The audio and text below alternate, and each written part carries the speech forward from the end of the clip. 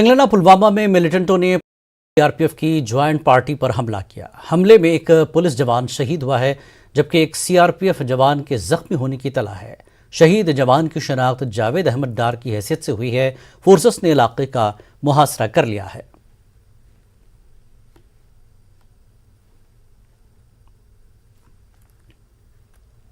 जम्मू कश्मीर के शोपियां में हुए इनकाउंटर में एक मिलिटेंट मारा गया है। इलाके में एक मिलिटेंट के छुपे होने की खबर मिली थी, जिसके बाद सिक्योरिटी फोर्सेस ने इलाके का मुहासरा कर लिया था और हथियार डालने की अपील की थी।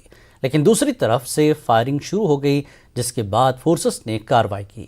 जम्मू कश्मीर पुलिस ने ट्वीट कर कहा कि मारे गए मिलिटेंट का ताल्लुक लश्कर से है, जिसकी शनाख्त नसीर अहमद भट्ट के तौर पर हुई है।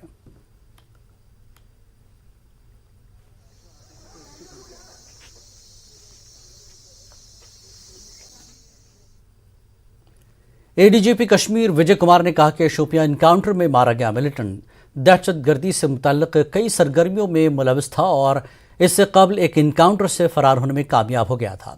कुमार ने श्रीनगर में मीडिया से बात करते हुए कहा कि इस साल अब तक 155 मिलिटेंट मारे जा चुके हैं। इस साल 155 मारा गया है टोटल। कल रात खबर मिला था शोपियान पुलिस को, आर्मी सीआरपीएफ ने कॉर्डन डाला। कॉर्डन डालते आज फायरिंग हुआ, जिसमें लश्कर तैयबा के एक नसीर अहमद भट्ट टेररिस्ट मारा गया।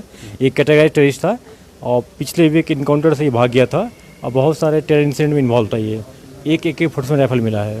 तो अभी तक कोऑर्डिनेट सर्च ऑपरेशन चल रहा है। एक टेररिस्ट था मारा गया, फिर भी घर के हम लोग सर्च कर रहे हैं अभी। तो पिछली बार जो एनकाउंटर हुआ था उसमें मिलिटेंट्स भाग गए थे और 2 से 3 संख्या बताई जा रही थी। उसमें 3 टेररिस्ट था, उसमें नसीर भी था, नसीर भट्ट भी था, उसमें नसीर मारा गया।